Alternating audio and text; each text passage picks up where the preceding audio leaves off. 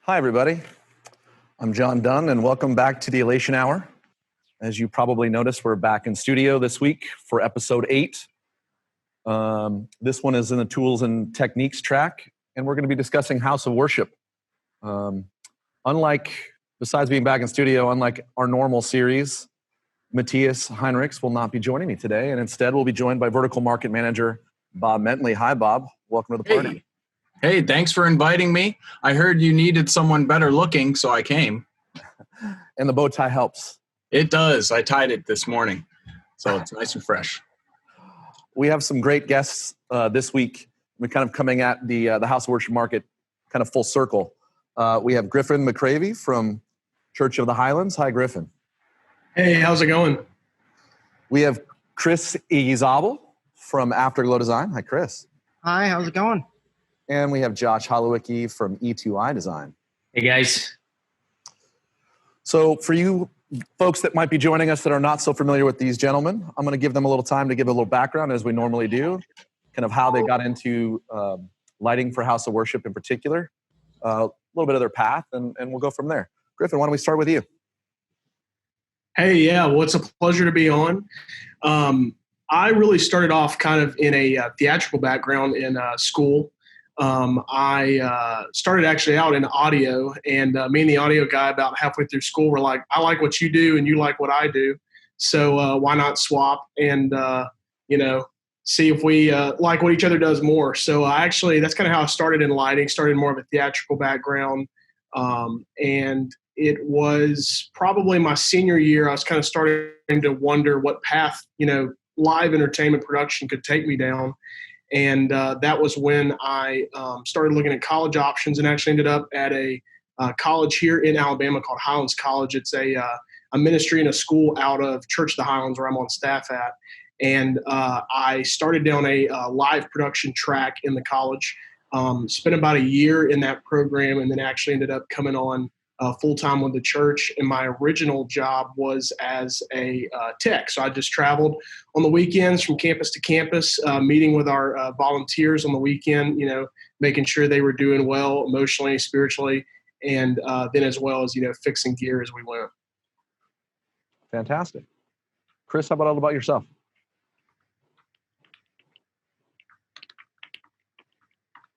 Did we lose him? He's just muted, I think. Hold on.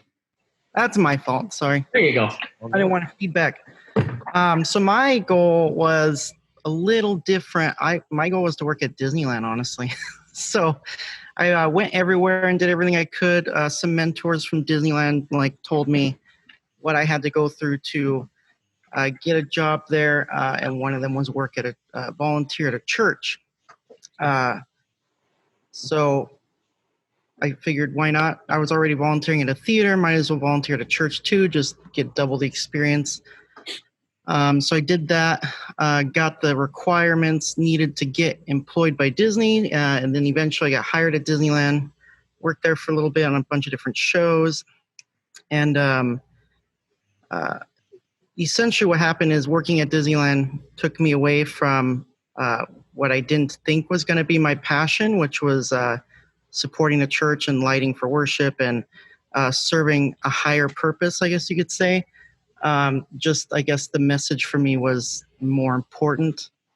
So I ended up leaving Disney for a couple different reasons, health issues with my dad, but the primary reason being I just didn't feel called there anymore. So I left with no plans to work anywhere else. And then eventually Harvest decided, hey, he's available now, we should hire him. And they ended up offering me a full-time job. So I've been here at Harvest for just over 10 years now as the lighting director and scenic designer. And I also do a bunch of freelance work for a bunch of different concerts and festivals. Chad Griswold in here, done some work with him too. A couple other people I noticed as well. So I do that. And then about a year ago, I decided to start my own company, which supports a lot of the churches out here. And we've partnered with Josh at E2i Design to help do that as well. and it's been pretty amazing how many churches have been able to help out technically and enhance their worship experience. So it's kind of the quick story for me. Awesome. Thanks, Chris. Josh, actually, all the years I've known you, I actually don't know your story, so I'm interested in this one.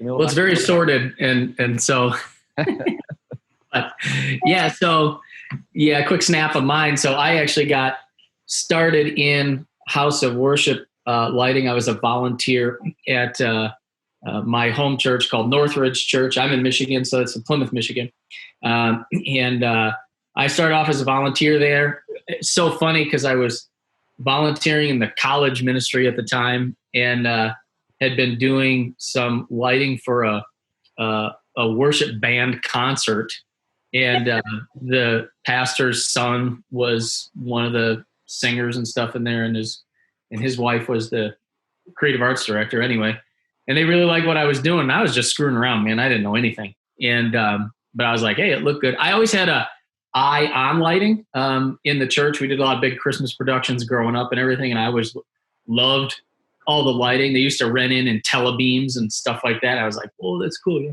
So anyway, so I was just goofing around, and I got tapped on the shoulder to volunteer kind of in the main worship center, which was a 2,800 seat room at the time. And then we grew it to like 3,500 seats. And then after a handful of months serving there, they said, we've got a video director, we've got an audio director, we got nobody for lighting. And we feel like to go the next level where we want to go, we need somebody full-time. Would you be interested? And I was like, all right, kind of thought about it for a while. Wasn't really anywhere on the radar of what I wanted to do for a career. But I was like, it all worked out, right? So I ended up taking the job. And their goal was, we want to revamp the whole lighting. We're going to expand the building. We're going to go multi-site, all this stuff. And the church was really growing at the time, and we grew from about 4,000 when I started, and I was on staff for 5 years. And when I left, we were at 16,000. So it was huge growth. And I got to redo the main lighting rig plus building additions and all this stuff. And I learned a lot over my time there. Still go to church there and still volunteer, but I got to know, I got to give credit to Andy Dunning. I don't know if he's on, but everybody on the planet does know him or should know him or has heard of him. And he was my mentor. And he's the one who really took a kid who knew nothing about lighting and really poured into me and spent a lot of time. And between that and training and education that I learned out at LDI, I learned for years. I went to every training course they possibly offered and all that stuff. And, here I come on staff in October of 2004 at the church, and they're like, okay, next week you're getting on a plane, you're going to LDI, you're going to spend a week and a half in Vegas. That's cool. So anyway, and then I really kind of felt called from working for just that one ministry. I felt like in that time, I'd really accomplished everything that I was called there to do. And I started E2i and really wanted to help the church, every ministry from an area of lighting. I started in lighting, and then we've grown to incorporate the other areas. But anyway, so that's a quick snapshot of me, and here we are many years later. So. How old is E2i? So officially started in 2009. Okay. Yeah. So just one question I'm going to kind of throw in based around all this. It seems that everybody sort of started as a volunteer and now really become full-time, first originally in their location, and some of you guys have kind of moved on to, again, serving the wider church and multiple locations. So, was that something that you expected as you volunteered in a single location, that you'd be able to kind of extrapolate this out? So I'll kind of leave that to you guys to jump in. Honestly, I was just having fun doing it. It wasn't until after a while that I realized, oh, this could actually be like a full-time, career at some point. And back then, when I was volunteering, even when you got into lighting, there still isn't really a direct route into the lighting industry. It's kind of really based on who you know. And so I just spent a lot of time just trying to get to know different people and networking. And then eventually I did learn that, wow, I could actually survive living off doing what I love for a living. So didn't think that was possible. But yeah, I think volunteering opened up that gateway into just realizing that, oh, there is a massive industry out there, not just this bubble that I'm in. So ever since then, at Harvest, we try to train all our volunteers with real world, skills and techniques. So that way, if they choose to make it a career, they're not just learning how to run it in this church or in this venue. They could take those skills and go out into the industry if they wanted to, potentially. So I think the volunteering side really kind of found a way to discover maybe your own passion in different areas. It gave you a chance to kind of move around. And I just volunteered in lighting. I didn't really did audio stuff in high school, but yeah, I mean, I feel like volunteering really kind of gave you that opportunity to discover your passion. We always had a phrase around the church, and I've kind of carried it through now when we teach and coach and train ministries, is really you hire for the heart, not the art. And so we really found that finding people who were passionate really thrived more than finding somebody necessarily who was an expert in that area. Not that they couldn't volunteer or participate, but we found that people who really, from a volunteer perspective, really grew and so forth. And so I know for me, and I know these guys really well. I think I could speak for all of us that we all had a real heart and a real passion to serve, to learn, to grow, and to really be experts in that area where we were volunteering. And then the opportunity to make it a job, if you will, came out of that.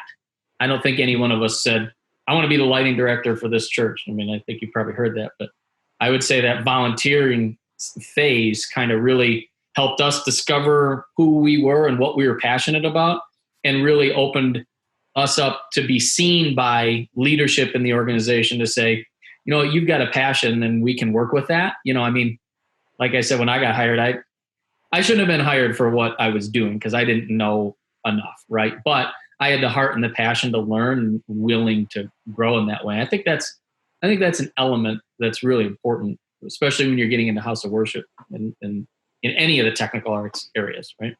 Yeah. And I mean, this may sound bad, but like when I was kind of first starting out, getting out of high school and going into college and trying to decide what that looked like, I wasn't convinced that like that could kind of like what Chris said, that you could do that in a church and survive, so to speak. You could actually make a living. And what I've come to realize is that it's really just an avenue in this industry that allows us to express it in our way and for our venue and our situation. And so what I've tried to do over my last 3 years here at Highlands is to network out, whether it's someone at a church, whether it's a Josh or a Chris or whoever. I've tried to do my best to network with people and just know people. People will help you in this industry tremendously, like Chris and Josh both said. I mean, it's who you know. It's how you get jobs. It's how you get opportunities. It's how you get experience. And it's kind of like this circle that you don't want to get stuck in of like, okay, well, I think I want to do this, and I think I want to be an LD and be in the industry. And it's like, well, everybody wants you to have experience. It's like, well, where do you get that experience? You get it from knowing people and just taking every opportunity you can get. So, right. There was a question actually that kind of came in. I mean, Griff, I think you're the only one that specifically went to college for the idea of lighting, right? Yeah. I think that was a necessary piece of the equation for you, or was it just a really nice to have scenario that gave you some additional technique and experience, but you could have done the same thing without it? I think it's a line that you have to draw. I think this world and even this industry is ever changing, right? So I think degree is important. I think that it's important to have the ability to say, hey, I went to school for this. I have a skill level in it, but you can't weigh on one more than the other. Experience speaks really loud. But along with experience, you also want to have that practical kind of background of, okay, well, I learned and I grew. So I don't know that I would say a college degree is a necessity, but especially if you're not going to get a college degree, you've got to continually learn and get better and grow every day. I mean, I just finished a 6-week course a couple weeks ago, growing even in just broadcast lighting. I mean, I've been doing broadcast lighting now for one of the largest churches in America for, the last year and a half. And just this last, about 2 weeks ago, I finished a course on broadcast lighting. It's, if you think you've arrived, you're not going to like the path you're going to go down. Yeah. Yeah, that's a solid point. I mean, I would tag on to that the ongoing aspect of education is significant to your baseline knowledge, right? I would say, like, through my own experience, again, not knowing anything coming in, I had to keep learning. But what that taught me was that everybody has to keep learning. And I would echo what Griffin just said. If you think you've arrived, you're done. Yeah. I would even put a point on that, because you have to be in a mode. I mean, this organization, E2i, stands for Educate, Empower, Inspire. Educate is the first thing that I knew, from my own experience, that had to be put out in front when we're connecting with ministries constantly, is you have to always be learning. And you're not going to get the lightning bolt all the time, but if you can walk away from an educational experience, whatever that is, always be looking to learn. And from that experience, what nugget, even if it's small, what nugget can I walk away from this experience with? If you can walk away with a little something to put in your toolbox, and I feel like it's hugely successful if you're looking for it. I would also add, Craig Rochelle says this a lot, but I tell it to a lot of people as well, is you can train techniques and skills, but you can't train or learn passion and creativity. So if you just have that passion and drive to be creative and everything, I echo what Griffin said. You don't necessarily need a college degree. But if you have that drive and passion for the industry and lighting design, then I think you're going to go far, as long as you keep pushing. And like Josh said, just always keep learning and don't assume that you know it all, because that's just when you don't. Yeah, right. It's just when you learn something new, right? Yeah, and education is part of the journey, right? I hate to be this guy, but social media is so terrible in the fact that you see where people are at right this instant. Not everything that had to happen to get where they are. Right. And I'm speaking like from my own personal experience. Like when I was trying to figure out where my place was in this industry, I was looking at people who had been doing it for 15, 20, 25 years, and they're in these huge rooms getting these huge opportunities. And I constantly try to check myself and make sure that I make education part of the journey. Because if education is not part of the journey, you're not going to have a picture of where they are 20 years down the road. They have all the late nights, all the programming nights, all the classes that were taken to be stepping stones to where they are now. You can't build a tower off the very top brick. It's got to start at the bottom. Mm-hmm. That's actually a great point. I think super poignant in today's world with, you always see the moment, but you didn't see what it took to get to that moment, right? That's a really good insight. Yeah, absolutely.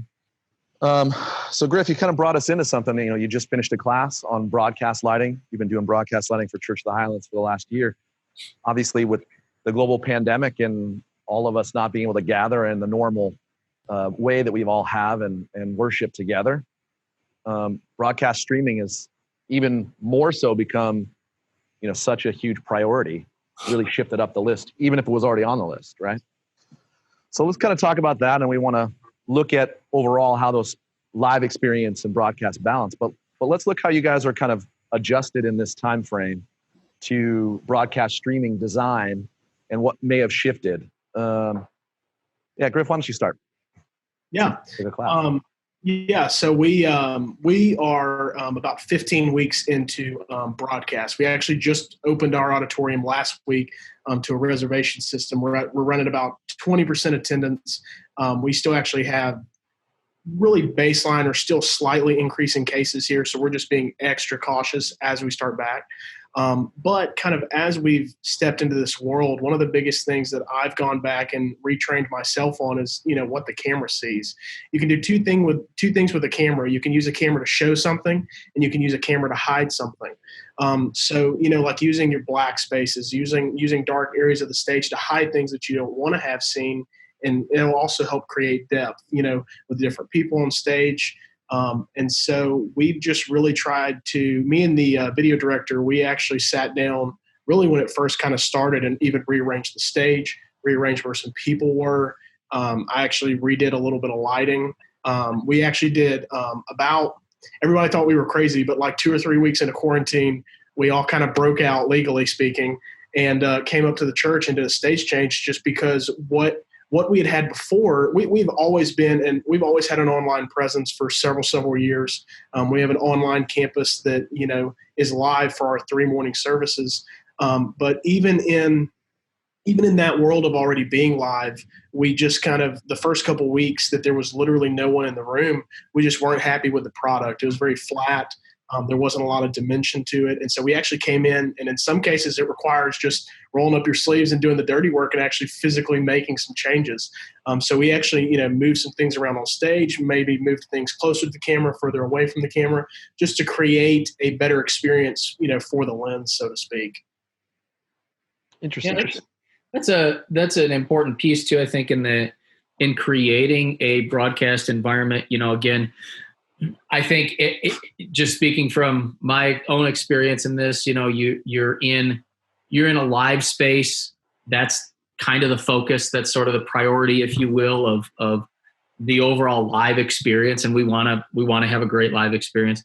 But when there is a heavy priority also on a streaming or a broadcast type experience, or in this case, that's the only experience people get, you've got to put on a different hat. You've got to think about it in a different way, because you've got to put yourself inside that box, right? Nobody's in the room. You might be connecting with people who have never been in the room, right? So what story are you telling? What journey are you taking these people on with the lighting? As Griffin mentioned, what they see, what they don't see. How are you telling that story through a lens and through a screen that's this big, right? How are you setting context for the space? How are you trying to help create an engaging, exciting experience when you're sitting at home, on your couch? You've got to look at it totally different. And we can live right now in the vacuum of it's only broadcast. But now as we go back, and I know we'll get to this a little bit later, it's one of the points we discussed, but how do we keep that while also engaging the live experience without doing 2 separate things? Because now we're going to be back into our old time constraints and things like that. So it's an ongoing challenge for sure. Chris, any additions there on the broadcast side?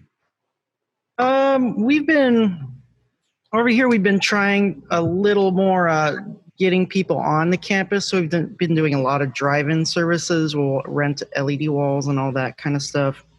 But like today, right now, in our other campus, they're filming our Sunday service. So we've got a live service that people can come to, and then there's a pre-produced online service that's broadcasted live with like pastors chatting with people. So we're like approaching it 2 different ways at this point. We're able to bring people in live and social distance. And then we are also doing a separate broadcast. So we're kind of spread thin, but it's been pretty great. Just because like Griffin said, we're able to completely change how we light the stage. Our cameras are able to come closer. We're able to move props around and not really worry about seating constraints. So for our online church, I think the experience has probably gotten better because we're able to just reimagine how that's done. We're kind of forced to reimagine how that's done.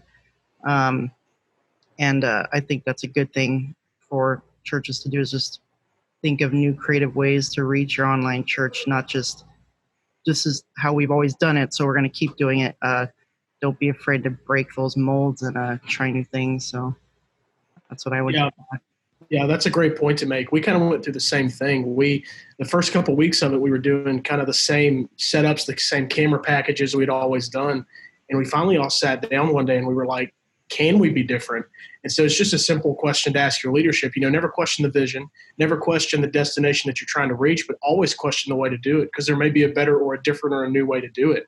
And so about halfway through this experience, the last about 15 weeks, we adjusted where some cameras were, adjusted, some camera platforms, some things like that.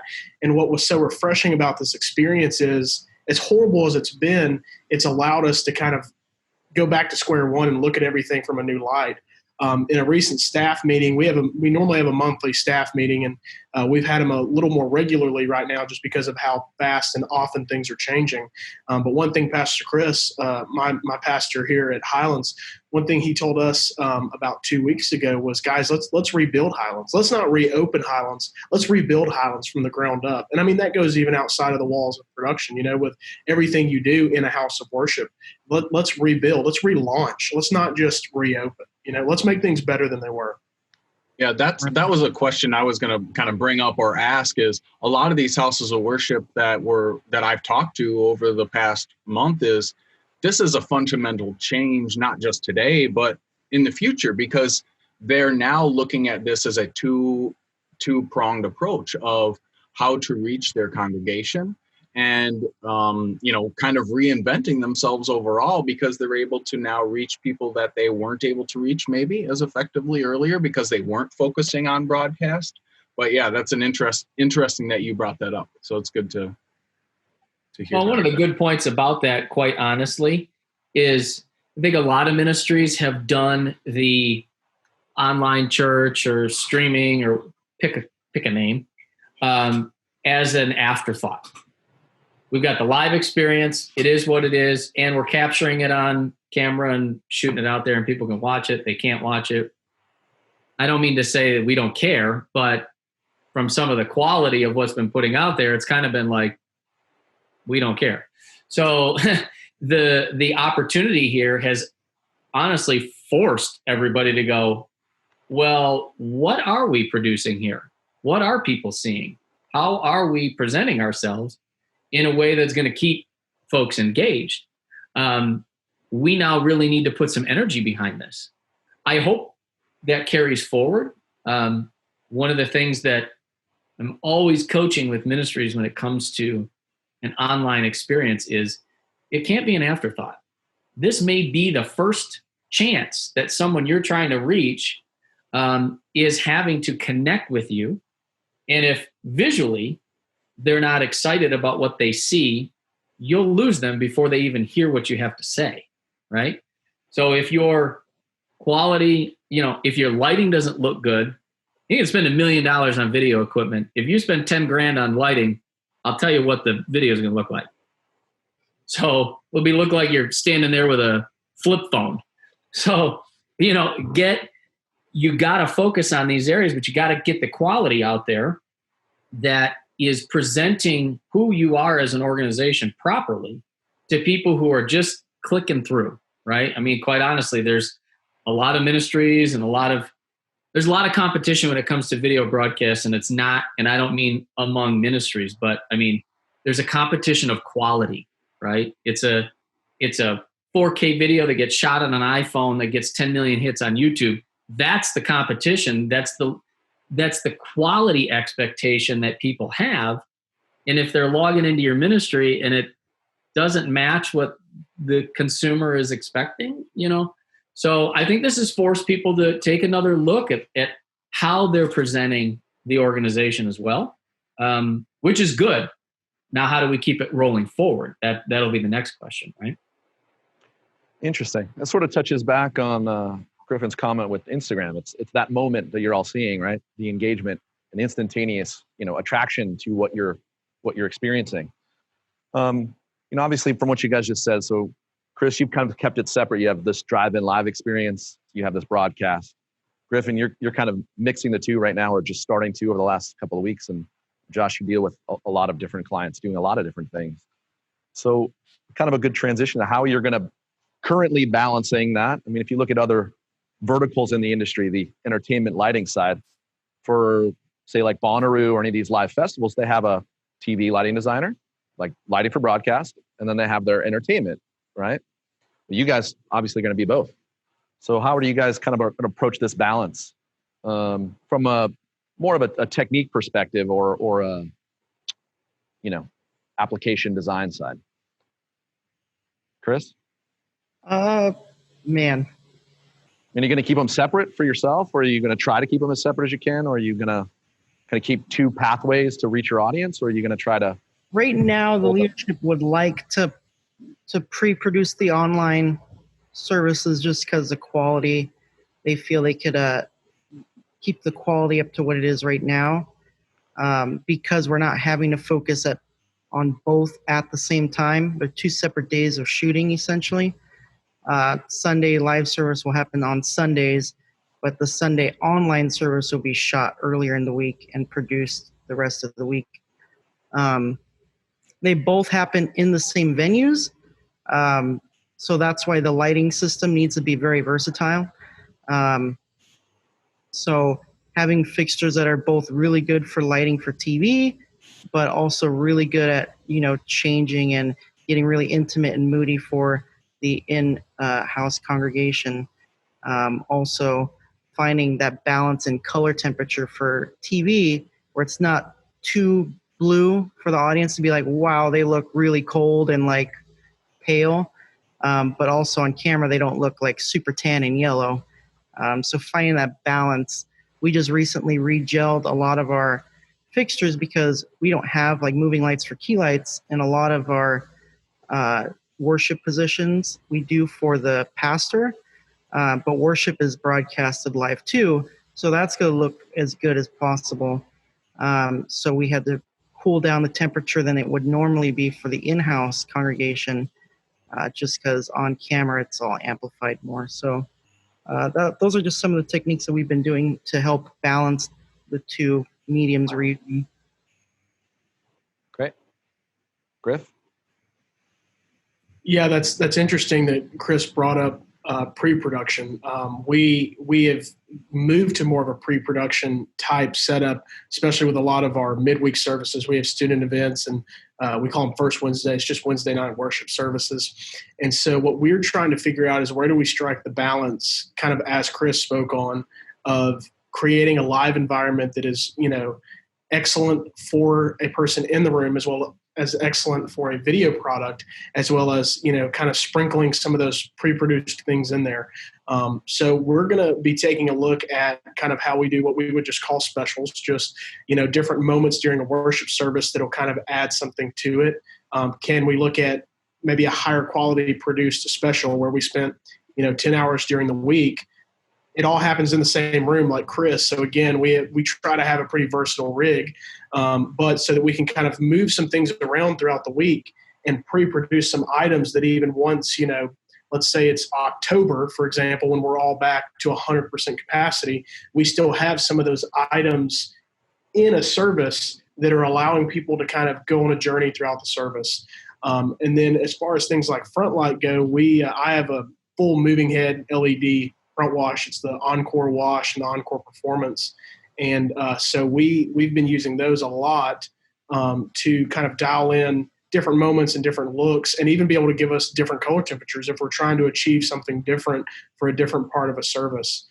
So kind of to wrap up everything we're doing, I would say we're just looking at how can we be more versatile. We're not, even looking at even just one part of a service, whether it's worship or speaking head or whatever. We're just trying to figure out where can we be more versatile and, create different looks to take people kind of on that journey that'll still be excellent on camera, as well as once we start to get more people back in the room. Yeah, it should be pretty obvious that – oh, sorry, go ahead, John. When we were prepping, you mentioned something about visuals too, and Griff, you mentioned changeovers and moving depths and things. So maybe, Josh, you can kind of add that into your add-in here. Sure, yeah. And I was going to say, I think it's probably getting obvious that the technical teams in houses of worship have one of the most complicated jobs when it comes to supporting these services, right? We're lighting for broadcast. We're going from a concert to a talking head to video to broadcast. I mean, we've got all these different components that are coming and going in an hour and 15 minutes, let's say, right?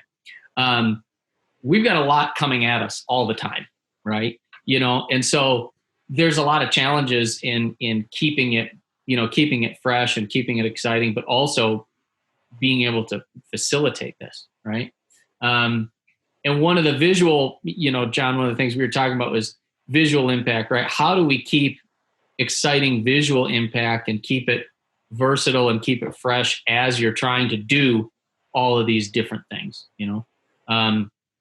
one tool that's at our disposal now that, never used to be, we used to roll out the physical, set pieces, but now we're able to get a lot more virtual. I mean, LED video walls has done a lot for us. LED pixel bars and tubes. I mean, look over Chris's shoulder. I mean, how cool does that combination there look, right? We're able to do so many different things, but to keep it versatile, but also not to kill ourselves with the work. I mean, coming up with a really amazing look is one thing. Execution on that is a whole nother thing. And then how do you keep it fresh, right? And if we're doing these multiple things where maybe we're doing a broadcast recording on one day and then we've got a live experience on another, or even if we're combining them, keeping that fresh is tough, but it's very possible. And we've got some technology tools at our disposal now that, one, will help that, but also that aren't going to necessarily break the bank, right? I mean, you don't have to have an LED video wall that stretches the 40-foot width of your stage. You can get creative with it. You can do something smaller, smaller video wall, pixel bars, some video strips. I mean, you can do all sorts of interesting things, splattering some lighting in there. I mean, there's all kinds of wild and crazy things that you could do. I mean, Griffin and their team, they've got a huge LED video wall solution in there. And I don't think I've ever seen it just as one big giant absorbing wall, right? It's always something creative and interesting and fresh. But you don't have to play at that level to still get really high impact tools at your disposal to help keep that looking good. And really, it's about setting the context of the space, as both Griffin and Chris have mentioned, is how do I add depth to this? Camera's flat, can't see any depth, right? How do I make that and give space to the environment? And so utilizing some of those tools to help do that. Is that kind of driving the answer that we, Actually a great transition to really some of what are the technology pieces that you guys are leveraging. Obviously, video being one, and the versatility and tailoring content, something that's huge. And you're also seeing that in, green screens are going away in TV and film and moving to all video applications as well, which seems to be something you guys are adopting in the house of worship market. Something else that got touched on was automated versus static key fixtures. Another piece would be that Chris touched on is related to not looking blue and not looking, too orange, right? Right. So let's kind of touch on some of the technology, and that can kind of cover through key lights and additional pieces that you guys might be adding now. And Josh, maybe you can jump in since you're working with a lot of campuses across the country. What tools are you seeing being leveraged new now that we're in this new kind of experience? I think for us, we probably about a year ago now, I think, maybe just over a year, we bought some moving light fixtures that were primarily purchased as key lighting fixtures, just because our ceiling is extremely high and there's no motors and no lift to get up there. So we have to rent a lift if we want to do maintenance or something like that. So the balcony position here is accessible with a ladder to do maintenance. So we figure, well, there's conventional fixtures up there now, but we're always changing where the worship team stands and where the pastor is standing. And we also do different productions throughout the year. So it just made sense to go with a moving light key light fixture. So we ended up buying 4 of those for now and expanding it hopefully this year. Just because, again, like I said, there's so many different positions that we have to light at once that it's just nice to have 4 fixtures versus like 20 conventional fixtures. So I think that's definitely a route a lot of churches seem to be going, even smaller churches buying, like moving LED wash fixtures that are great, with color correction. A lot of churches are going that route just because they're in really, they can fit in really tight spaces, but you can also use one fixture to hit multiple spots throughout your service. So that's definitely something I see that's growing in a lot of churches. I mean, we did it for the same reason, just because we don't want to focus every single day for the next broadcast. So we just hit the cue and hit it. Like they were saying, changeovers and time have become now of the essence when you're not in the pre-production scenario. Yeah. And one thing that I try to do is I try to find fixtures that can, serve many purposes. Like, for example, the Picasso, we've used it before as like a profile fixture and as a front light fixture for, various events, where you can take a fixture that can give you a great output for stage, but also, it might have some CTO, some CTV correction where you can use it as like a front light for an event.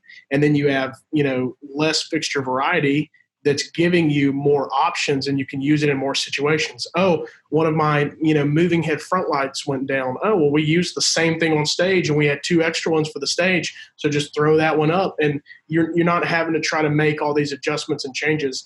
I think sometimes less can be more when it comes to fixtures. If you can find you a fixture that can serve multiple purposes, use it. It's just because it's a profile fixture doesn't mean it has to, sit on your stage deck or sit on a stage truss. You can throw it out in the room and, use it, for a wall texture for a front light or something. So that's one thing that I've learned is I've tried to use less fixtures for more things, if that makes sense. Absolutely. Well, that technique has definitely helped us move through, as I mentioned earlier, the multiple segments of a worship experience from, the worship segment alone has changed dramatically over the last 10 years. We're not doing big stage washes anymore where you see everybody and everything. To be quite honest with you, I don't care about the facial expressions of a bass player. What I want to do is I want to focus attention on who's leading worship and who's taking me through that experience. I don't want the bass player staying in the dark, though. But I can do that from a creative perspective. I can use a footlight, side like that, like any other type of creative thing. But I'm not just going to flood the stage anymore with all this light and just let people move about. It's the worship style today is tight, focused, taking people on the experience. Where do I want their attention to be? And then how are we going to help take them through that journey, right? I might see the bass when there's a bass solo. Slap bass just going, but no, seriously, but it helps take the experience. So utilizing the tools that are at our disposal helps us to leverage these multiple experiences we have. Now, when pastor gets up there, I am putting a pool of wash light up there. So pastor can feel free to move about. I'm not going to go, you got a 5-foot circle, stand in it. Where are you going, pastor? I'll make sure you got light, right? So, but having those tools allows us to create that experience without having too many tools, right? A lot to deal with, going up in the ceiling. I can or I can't get to it, right? It's all these challenges. I think technology has helped us leverage now what we can do. For us, our focus is always, if it can work and if it makes sense, to do some form of an automated fixture for key light to help open up those possibilities, right? Just like in Griffin's room, what did we look at, Griff? 42 or 46 static fixtures to do your key lighting, or ended up with 18 or 20 movers to get 10 times the job done? The current setup was around 40 Lecos between, we run a vocal wash and a speaking wash. So we were at like around 40 fixtures. Yeah. Now with a moving head, system, we're at, 20. Yeah. So, again, how do we help leverage technology to create a better experience, to make our jobs easier, to make our lives, it's easier on the staff. It's way easier on the volunteer teams. It's easier to make changes, all that stuff. So we don't do this just to do it. There's a lot of intentionality behind all these decisions, but ultimately our philosophy is we want technology to serve the ministry. The ministry is not there to serve the technology. So how are we using the tools at our disposal to serve the needs and the desires of the ministry to get the job done on a week-to-week basis, right? Absolutely. So going into this, key light scenario, you guys touched on color correction, and obviously, as technology has increased, all of us manufacturers, Elation included, have kind of come out with like a full spectrum. Whether you're looking at RE with a sky panel, our Fuse series and automated moving lights, Fuse pendant, KL panel, those sorts of things, amongst many other manufacturers. So as you guys are looking at this broadcast live experience and versatility becoming so much more of a premium for you, have you guys really looked at this full spectrum versus simple color correction? Yeah, one thing that I do like about full spectrum is if you are in a situation where you may not be able to make a huge change all at once, okay? We're going to have 5, 6, 8, 10 fixtures added to a system that already exists. The only thing that I lean people toward about full spectrum is you can match more things with that same light. Whereas there's nothing wrong, with like a white correction fixture. But a white correction fixture, all you're doing is just adjusting color temp, right?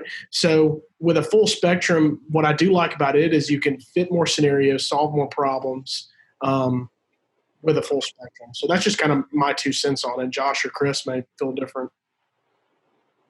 Yeah, I like full spectrum just because we won't use all the key lights, and so we'll stick them as audience backlights and be able to change the color of the room, or stick it on the wall and change colors. So that again lends itself to being more versatile. So I think it's great for that setup where you can use it as a key light fixture, but you could also use it as just another element of changing your room's environment and all that. I think a lot of it too has to do with where the ministry is at and what tools they have, what they need. A lot of folks are just getting into making these upgrades and these changes over to these types of systems, right? Even just coming from, incandescent dimmer systems and making change. I mean, we just did one last week, right? That was just that. Actually, they had nothing. They had no key lighting at all. But this broadcast need kind of moved them in there. So I always have started with making pastor look good and then working from there, right? So again, the tools have now given us the chance to use one tool to do multiple things. So I can make pastor look really good, and then I can make the worship team look really good, and that sort of thing. So sometimes, again, based on application, if we're just getting right down to the core and we're just trying to solve some basic needs, sometimes it is just a variable white LED fixture where we can balance some color temp, get a nice good wash, cover a couple different areas. That's all we need to accomplish. That's all they need. And we're just trying to get into this thing. We don't want to overwhelm them with choices as well. I mean, that for certain ministries can be a little bit much to handle. Keep it simple. We don't need a lot of fixtures. We don't want a lot of choices right now. We're just going to get into it. And then as they continue to grow and develop, and, right now, some people are just trying to get a good look at pastor while they're teaching. But as they grow and evolve and they're doing more dynamic camera shots and they're going to start capturing the room, and everybody's on a series of evolution here. Just depends on where they're at and what the needs are that need to be solved. So, I don't think there's any one size fits all for sure. Definitely looking at, but doing it needs based, right? And kind of going from there. Right. I think there's, obviously, as you say, Josh, there are certain places just looking to get the pastor lit and just that one look. But as you guys have all mentioned, there's a versatility issue that it's really come way to the forefront. So do you guys see maybe a redistribution or reallocation of budgets to go for fixtures that may have more features that maybe were less important before? You guys are in some of these meetings. So is there, with your teams, what are you guys hearing? We just got an LED wall for outside. So our our lighting system here on stage itself is probably close to 15 years old now. So it's definitely in need of an upgrade.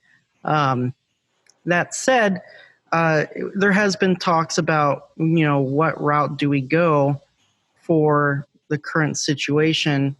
And for us, it's going to probably end up being like full spectrum fixtures or fixtures that could do more than one thing, essentially. So like a profile fixture, just because we're always doing different sets and different kinds of productions and broadcasts. And so for us, it just works better to get a fixture with those features where we can get less fixtures that do multiple things versus getting double the fixtures of like getting 20 washes and 20 spots versus getting a fixture that maybe is like a profile that could do both and has a frost or something like that. Again, it's all dependent on, I think, what your ministry's needs are. Again, like what Josh said. And I noticed the question in there when Josh was speaking, is it important to have the best fixture available, or can older fixtures work? Again, it depends on what your need is.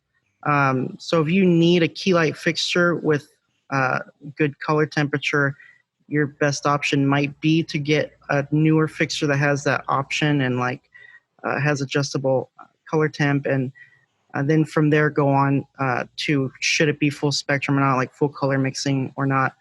But if it's just a stage fixture, I still got Mac 250 on tours. So, and they look just as good as they did when we bought them, just because it's all based on your maintenance program. So we really try to have a really good maintenance routine.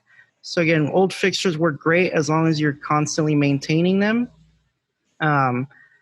If it's for key lighting though, I would obviously try to look at some newer fixtures that do that a little better than the older stuff. But if it's just eye candy on your stage, a lot of fixtures, we used to have VL 2500s actually. So I say, use what you have and to the best you can. But yeah, definitely it was looking like we are going to go towards a route where the fixtures are going to be useful for different items like key lighting and putting on stage and all that. So hope that answers that. It definitely helps, I would say, to get leadership on board, especially when it comes to budget maximizing, right? To be able to say and offer, hey, look, let's not focus on the per unit cost here. Let's focus on the feature set for what I'm spending. And let me show you how buying 8 of these ends up being significantly more cost effective, both now and in the long run, than buying 30 of something else, right? And I think it's a good approach, and it's a good sell, if you will, to leadership, and gives us a chance to show how we're trying to maximize budget. I think leadership often sees the tech team coming, and all they see is our hand inside the cookie jar of money trying to take it out. So helping to prove that that's not really what we're trying to do, but actually try and leverage technology to the best of our ability. And here's what I'm thinking, and we can justify that, but certainly more feature sets and how we can cover multiple areas from single units helps. I would, on the VL question, I did see that one come through, take the fixture out of it, right? A lot of times, like Chris mentioned, we've got fixtures out there that are 10, 15, ish plus years old in the market. Comes down to maintenance. I don't think the necessarily the usable life of product just dies unless they're just worn out and nobody cared for them. I think ultimately what ends up happening is how it can be used to support the experience is what ends up changing so much, right? And there's a lot of factors at play in there, right? You start getting external forces put on the stage that, cameras are changing, lenses are changing with the cameras. They've got more demand for light and higher quality.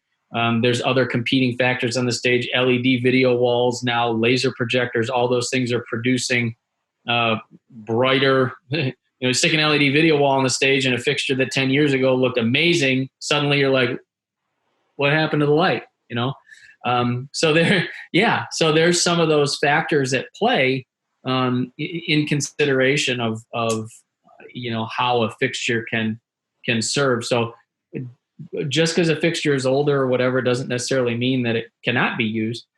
But there are considerations in and among what else is going on in the room to know if it can be used, And if it all works out and it can, there's no reason not to. And I also think it's important to be in touch with your teams, especially if you're aligning at a video team that maybe does not work closely or office closely. Like, for example, my situation is we have a broadcast team. So it's composed of the LED techs, the video techs, the camera director, and myself, who make services happen on the weekend. So we're more in touch with each other's projects and what's coming up. Like, for example, we're in about a 2.5, 3 year process of upgrading a lot of the video side, which we've kind of been doing slowly. And so because I am in close relationship and talk often and meet often with those guys, we know that we're needing to start looking at, as Josh said, and as Chris said, is the lighting that we have, is it going to continue to work well for us in this new environment, this new system that we're going to be in? Not necessarily just because it's old or worn out, but is it going to continue to serve the purpose and do what we need it to do in a new video world?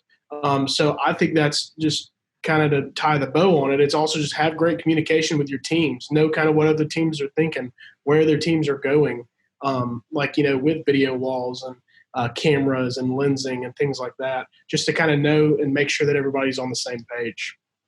And I'll add on that real quick, the something that ministry always wants to consider is, and I'm constantly harping on being careful about the technology that's acquired, that it's acquired for the proper reasons. We're not out there looking for the latest and greatest just because. We're not out there buying what somebody else has because they have it and we think it will produce that same result for us. That's how closets full of gear end up in churches. And you open the door and you go, what is all this crap? Well, this is something we bought for this, but it doesn't work for us anymore.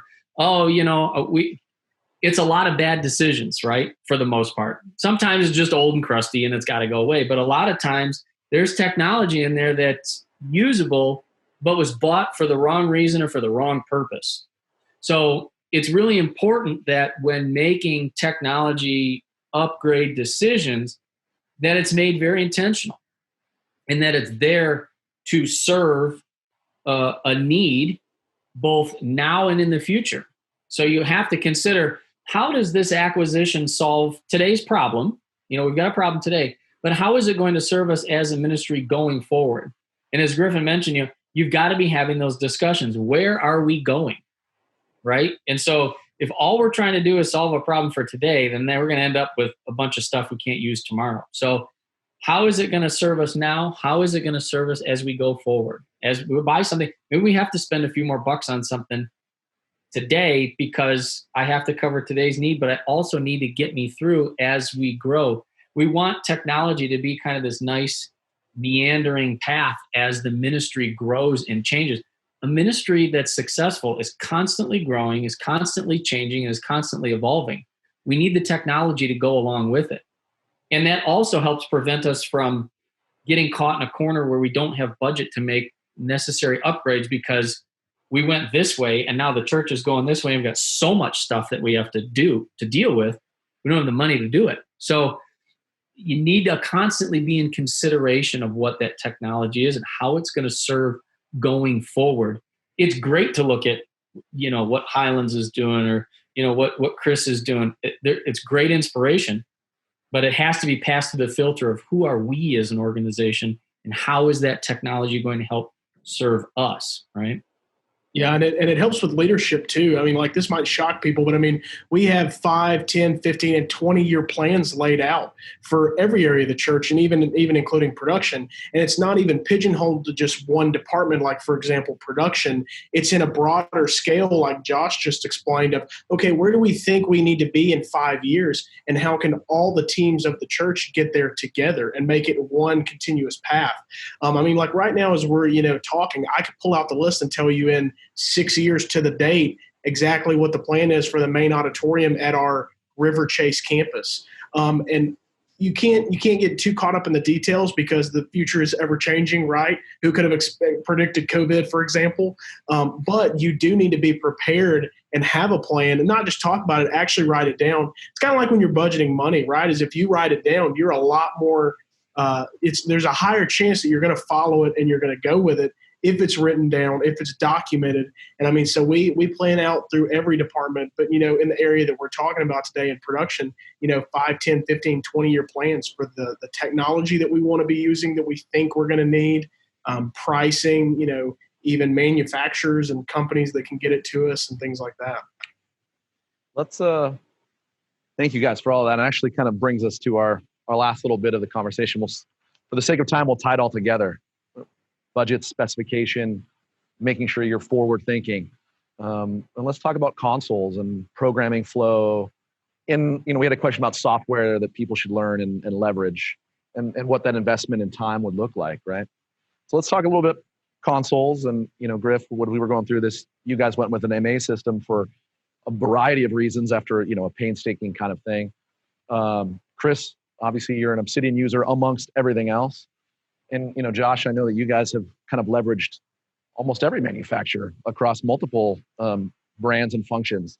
So let's talk about the console side and workflow and how that kind of helps you translate the look to the programming language. So Chris, why don't you start us with that? So here we do mostly like a Q2Q setup, and we'll use overrides or temp faders if you're an MA user as like sweetener. So like all the sparkly stuff you see behind me, that's on an override. So it's not in the queue. The main look is laid out in different queues and scenes. So we'll have, like the walk-in look, and then the worship scenes will be essentially laid out in intro, verse, chorus, outro, and that kind of stuff. And then any kind of movements are very organic, because a lot of our worship team likes to go spur the moment type of breakouts and all that. So we'll have a lot of stuff on overrides and just try to follow them essentially. So that's how we lay out our cue stacks. We rely heavily, obviously, on presets or palettes. So when we update a preset, it upgrades all our cue lists to the right look and everything like that. So a lot of our stuff is Q2Q, and then overrides is used as our like sweeteners and all that kind of stuff. So it's pretty straightforward.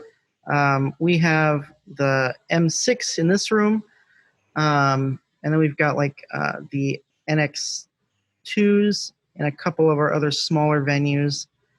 So the bigger rooms will have the M6s. We've got 2 of those. And then we've got, probably like 6 NX2s throughout the whole campus. So, and everything's laid out exactly the same as far as programming. We teach everyone to go, for the most part, Q2Q and cue list structure, and mark or transition cues. So we really like to teach like clean programming, just because no one wants to see a gobo change in the middle of a cue change. So transitions are pretty important to us. So we teach how to do that in every venue that we're in, even in the kids ministry building. So when they get into here, it's nothing new for them. And that's kind of how we lay out our programming here. And what are you using for like add-ons or additional tools? Are you leveraging a visualizer as well? Is there a capture, for instance, or something else? And Dilos would be an add-on for your yeah, we're in the process of, getting the approval for the Dilos or the M6 upgrade, so we have access to Dilos. All of the NX2s upstairs obviously have Dilos in them already. But for this room, because we've got pixel strips, it'll be especially useful. We have a visualizer. We mostly use that for our crusade events, so where it's a big stadium event and we don't have time to program on site, we'll use the visualizer for that. And depending on the console we decide to go to, we'll either rent one in or use the M6 to program it. So that's how that's done. We have Resolume right now that's doing all our pixel mapping and video wall content. But hopefully we'll get Dilo soon, and we'll be able to merge the two together and do pixel mapping even easier. Because I think Dylos is extremely easy to use for pixel mapping. So I'm excited to have that. But that's pretty much how it's structured here. So yeah. Great. Griff, on your side, obviously you're leveraging another technology. Yeah, so we are we're Q2Q as well. Just kind of with one more step back, we have a look for each part of the service, including worship, but we actually keep it as simple as songs. So we normally have a 3-song set on a Sunday morning. So we actually have it as simple as song 1, song 2, song 3. There's a couple of reasons for that. One reason is kind of as Chris touched on, we're more of kind of an in the moment style of worship. So a lot of times it's difficult to be locked in on one song when at the start of the service you may get word that, hey, actually we're going to do this. So we actually, as a worship and a production team, we're more locked together on a tempo based, if that makes sense. So we know the first song is going to be fast. It's going to be a fun, welcoming, inviting type worship moment into the service. The second song will usually slow it down a little bit, and then the third song is really when you're in, a great deep worship spot. So that's just kind of, helping fulfill the vision that we have for our services. And then much like Chris, we have temp faders. We're on the Grand MA platform. And so we'll use temp faders to kind of create that extra, what'd you call it, Chris, sparkle on top of, a little sparkle on top of the looks. So we're kind of taking a base look and we're kind of building it from there. We rely heavily on, presets on our palettes because we are kind of more of an on-the-fly type system. And then for our vision across all of our campuses is I'm the only full-time staff running a campus on a Sunday at the broadcast location. So all of our other campuses are volunteer. So what that allows them to do is not have to take time to try to come in and program their songs for the weekend just for Sunday morning to get there and the songs change. What they're actually doing is they're showing up, creating the look, and then making the look, great and match the song kind of in the moment. And so for us, we are on the Grand MA platform, and then we're running Resolume as well. At most all of our campuses, we are at 3 locations now with LED walls. That's kind of one of those things we were talking about on our last topic was looking toward the future. We see, a video wall, kind of like you see the photo in my background. What we're using a video wall for is to be able to create different looks. So like that black area where you see lyrics, that's a full-size wall, but we're just using Resolume and mapping to kind of create a little bit of magic and create a different look just for worship. Then as soon as we get out of worship, it goes back to being this full wall for camera shots. So that's just kind of a direction that we see ourselves as an organization going. So we are kind of taking a step in that direction with Resolume. So Resolume is powering that, as well as we do a lot of pixel stuff, kind of like what Chris is doing on the sides.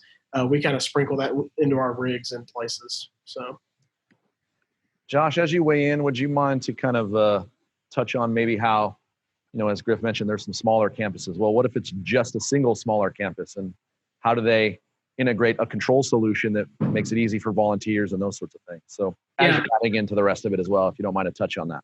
Yeah, sure. I mean, console platforms are like underwear. To be honest with you, everybody's got a flavor and whatever fits you, right? But everybody can sit around and argue, it's got to be this or it's got to be that or, whatever. The one I hear the most is this one X is the most volunteer friendly.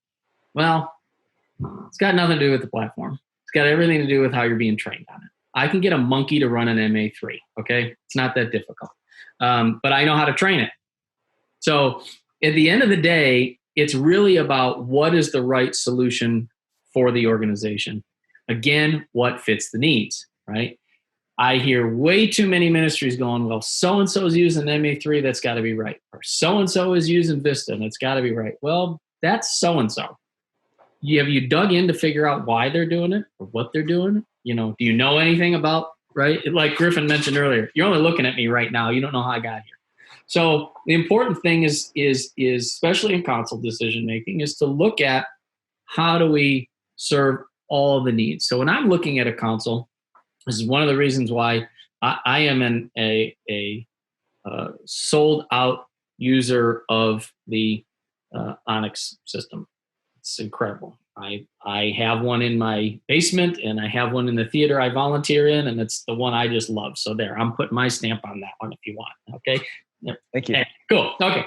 Anyway, but here's one of the reasons why I like it. And again, this is something that I'm looking for is how do I serve multiple areas in the ministry that have the ability to help build my teams from a volunteer perspective, and which ones give me the chance to financially be able to support a common platform.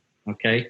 And what I'm saying there is, how do I have the same software that I can put in a little tiny youth room or an auxiliary space or a remote campus that I've got in my main worship center? Because I don't want to train volunteers to run 3 different platforms. I don't want to have to tech support volunteers on 3 different platforms on a weekend when I'm trying to do my job, right? I want to be able to deploy people where necessary throughout the ministry. And I can't also spend $5,000 for a console to go in a kid's space with 4 LED parks. Doesn't make sense. So I have to look at what can effectively, serve the ministry. How do I get a common platform? That's something I'm interested in. And which one fulfills the need, right? So, I can put the Onyx software on a dongle in a kid's room for less than $500, or I love the NX Touch, right? So that works great. It's just kind of common. People come in there, I can slide a couple faders up, I'm good. And I don't have to argue with anybody about spending that money. Why? Because, it's less than $500. I don't have to think about it. So those are the types of things. How do I serve these multiple areas? Griffin, when he got started over at Highlands, everything was hog. Yeah. Well, how did they end up on MA? Well, long processes and conversations were had and decisions were made about moving there, and it's still moving there, right? I won't speak for you, but it's a process. But decisions have to be made about what's going to effectively serve the organization from a control standpoint, and it's got to be rooted in what the needs are. Does that answer that one, John? Like, did I get that was great. That root of that thing? It's important, though. It's really important because that it is the training of those volunteers and being able to, you have to know and understand it. If you're the one that's doing the training of these teams, you have to know it and understand it inside out so you can help answer these people and help them, through and help them volunteer. The worst thing you can have is a confused volunteer because they won't last long. For sure. And actually that kind of leads us to the last question we have. And as we wrap up here, we had a question about, obviously volunteers or, people getting into this, are there some educational books that you guys recommend, or has there been a particular website or videos you found particularly engaging in learning some of this? And I know, Bob, you have some things to share in here as well. So why don't you kick us off, Bob? Sure. And, I don't want to step on the toes of any of the other guys either, but, I'm kind of a book person. So I love reading, learning, and kind of going about it different ways. So one of the books that I was given actually that I thought was pretty decent for entry level, we're talking entry level, volunteers, Griff and Chris probably wouldn't, find this one helpful, but, this is backwards. So there's a book called Sound, Lighting, and Video, a resource for worship. And what did you say, Chris? It looks right on our end. Oh, it does. Oh, okay. Just backwards to me. So it's a resource for worship. It's written by Brad Herring. And this is a pretty good book for an all-around encompassing, very entry-level idea. Lots of photos, exercises. Here's one on picture on lighting, design, and shadows and stuff. So a very good book, definitely for houses of worship geared towards, which I think that's unique about this book, is there's not a lot of books that are out there that are house of worship lighting design. There's not a lot out there. It's either concert or theater. Like the rest of the books that I have. Stage Lighting Design, A Practical Guide. This is a great book, very interesting. Another one is The Lighting Designer Handbook, great book. As well as there's another one by Brad. He works over at Martin now. He made one that's called the Automated Light Programmer's Handbook or something like that. I don't have that, but it's a pretty good book. I don't have that one yet. Here's a really good book on theory. Color and Light by Clifton Taylor is an amazing book about color, mixing color. It's reactions with color and costumes and stuff. And it's very specifically geared towards LED, which is a very big subject right now. It's Navigating Color Mixing in the Midst of an LED Revolution is the subtitle. So this is a really great book for those that want to dive into color specifically, and interaction. And then if you like a little light reading, and I use that term, this Show Networks and Control Systems by John Huntington. This is an old version now. He just released a new version. This is not a light read book. This is a textbook, I would say. I don't know if you guys have read this one at all. It's actually my nightly reading. It's my nightly reading before I go to bed. Yeah, it's a great book, but it's deep. Like it's deep on everything about lighting control systems, MIDI, streaming ACN, ArtNet, OSC. It's a great book, but you're going to have to read it and reference it a lot to really get into, because it's very detailed oriented. As far as videos, there's YouTube out there is great. LearnStageLighting.com, I think, is a pretty good website. David's a great guy. I also love the forum website, ControlBooth.com. That's going to be more theatrically based, and it's going to cover everything: stage, audio, lighting, things of that nature. And I see a question. Light and Color. This is by Clifton Taylor. This book was. So that was a question up there. But that's kind of the info I have. Anything you guys need to add here as far as educational resources? I mean, obviously, even if it's a continuing education course like the broadcast lighting edition you just took, Griffin. Yeah, Lighting for Cinematography. That was one that we covered in the class. It's a fantastic book. It's a little deeper on the theatrical side, kind of how you can use shadows, textures to your advantage, things like that. It's really more for what the camera lens is going to see. But it's a great read. It's got lots of diagrams. You know, like when you're working with front light, it'll show you like how to create different side light, front light, back light. So that's one that literally stays on my desk and I reference almost every day. Right. Yeah. I would also shout out MXU. They just added a lighting track to their videos, and Daniel Connell heads that up, and he's a fantastic LD. And he comes with a background from touring, corporate, you name it, he's probably done it. And they've got a lot of great content that's specifically for lighting now. So it's not just only for the sound guys on your team.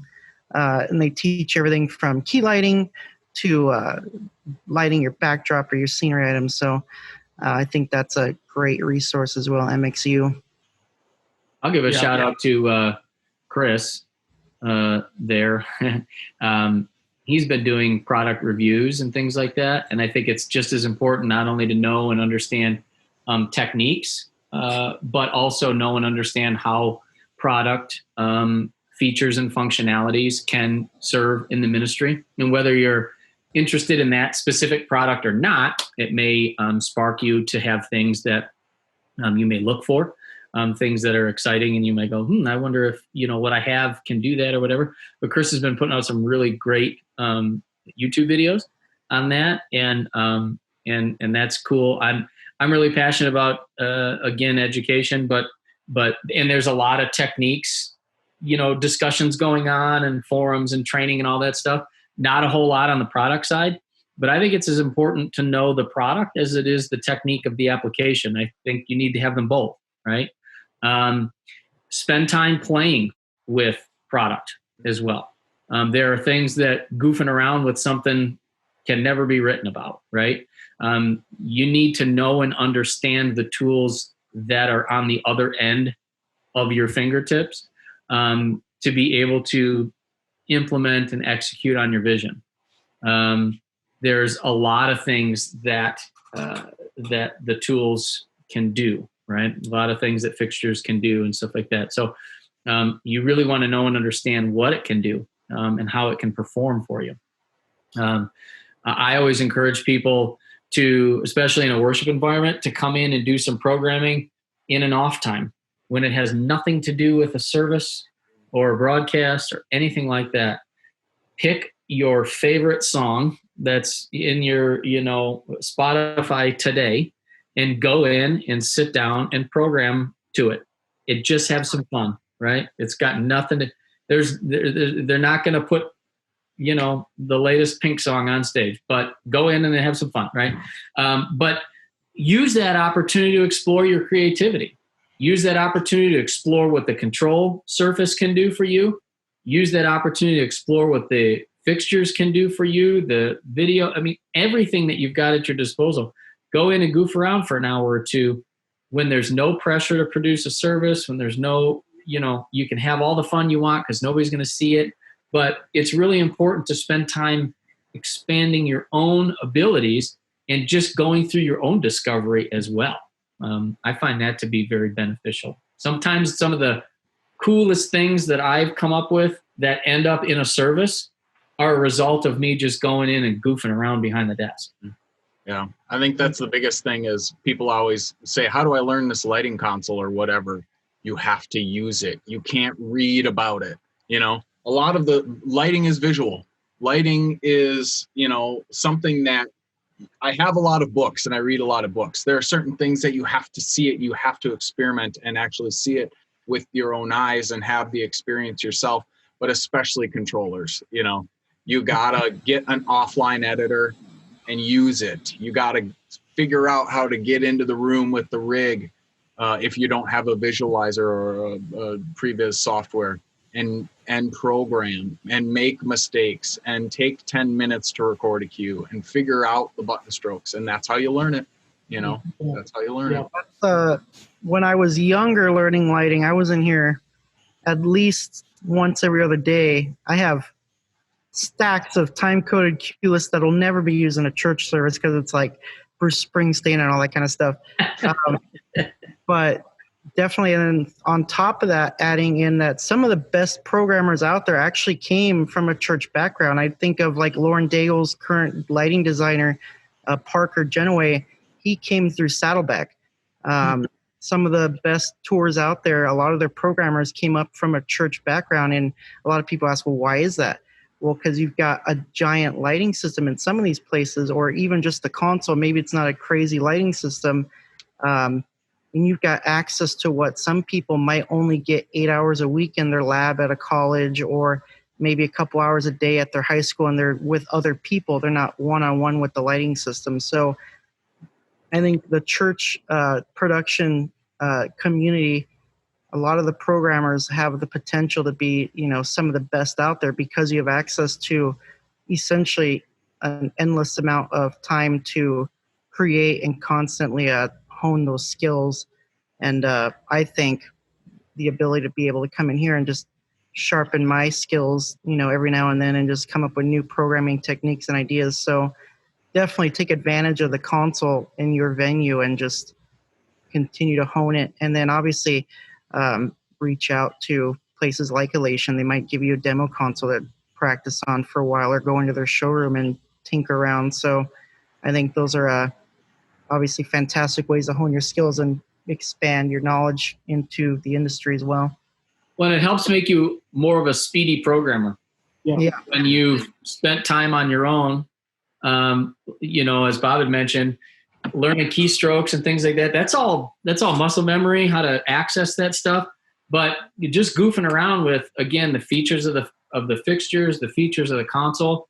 You can spend that time digging in and discovering, but once you've kind of logged that in your brain and incorporated that as part of your workflow, you can bring that right back to the surface again like that when you're programming on the fly, or you got to access something real quick, or even if you're busking a show and you're like, oh my gosh, this is perfect. And you can, make that happen. But you've got to spend that time offline and on your own to get yourself to that level. It's not just going to show up one day and you're like, oh, check that out. You'll end up in a programming rut if you don't spend time being creative. Yeah, and oftentimes we're the ones doing it.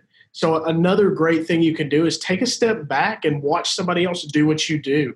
We've talked about, great, physical resources like books and videos, but another great thing you can do is resource with people and find people you can bring in to run my rig for me and let me watch what you do. Like, it's funny, Chris mentioned Daniel Cannell.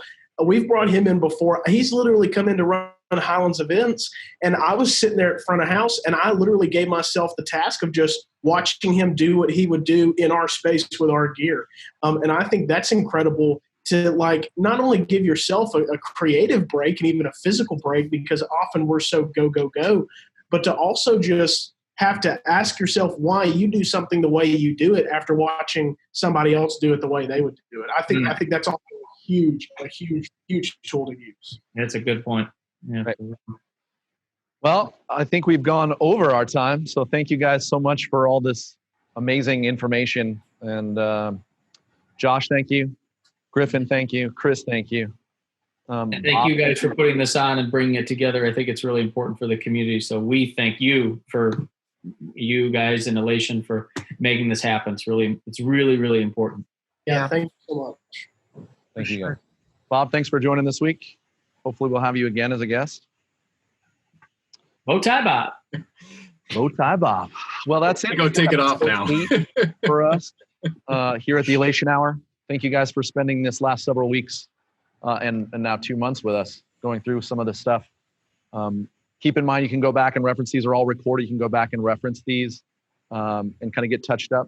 If there's any questions, please make sure that you reach out to us at Elation Lighting, and we'll make sure that these gentlemen get the information so they can kind of share their knowledge set even further. And hopefully we can do a follow-up in, later this year or next year.